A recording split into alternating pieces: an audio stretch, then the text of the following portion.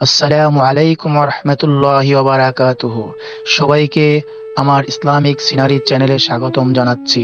আশা করি সবাই ভালো আছেন, সুস্থ আছেন। চলে আসছে আমাদের এই সমগ্র জাতির নাজাতের মাস রমজান মাস। রমজান মাস রহমত, মাগফিরাত আর নাজাতের মাস। এই মাসে নাজিল হয়েছে মহাগ্রন্থ আল কুরআন। রোজা এমন একটি শব্দ যেটা থেকে আমরা আমাদের আত্মশুদ্ধির মহাসুযোগ পেয়ে থাকি।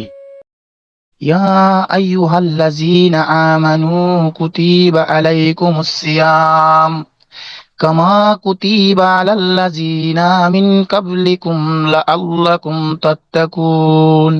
হে ঈমানদারগণ, তোমাদের উপর রোজা ফরজ করা হয়েছে যেমন ফরজ করা হয়েছিল তোমাদের পূর্ববর্তীদের উপর, যাতে তোমরা তাকওয়া অর্জন করতে পারো।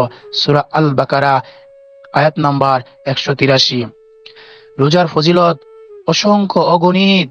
রোজা আমাদের আত্মাকে শুদ্ধ করে, খারাপ কাজ থেকে, খারাপ অভ্যাস থেকে আমাদেরকে দূরে রাখে।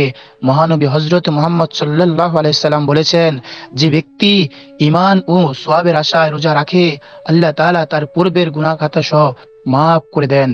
বুখারী ও মুসলিম হাদিস। রোজাদারদের জন্য জান্নাতে রায়্যান নামক এক বিশেষ দরজা রয়েছে। এই রমজান মাস আমাদের ধৈর্য, সংযম, দানশীলতা ও ইবাদতের প্রতি মনোযোগী হতে শেখায়। তাই আসুন আমরা এই রমজান মাসে ইবাদত বন্দেগীতে মনোযোগ দেই, গরিব দুঃখী মানুষের পাশে দাঁড়াই এবং নিজেদের জীবন গুনাহমুক্ত করার চেষ্টা করি। হে আল্লাহ, আমাদেরকে রমজানের প্রতিটি হক সঠিকভাবে পালন করার তৌফিক দান করুন।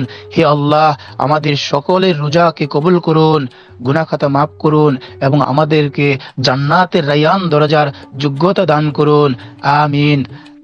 আল্লাহ তাআলা আমাদের সকলকে কবুল করুন।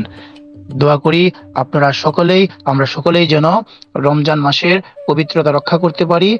সকলে আমার জন্য দোয়া করবেন এবং ইসলামিক বিষয়াদি সম্পর্কে বিভিন্ন সময় বিভিন্ন রকমের ভিডিও জানতে, দেখতে আমার এই চ্যানেলটিকে সাবস্ক্রাইব করে পাশেই থাকবেন। ধন্যবাদ। আসসালামু আলাইকুম।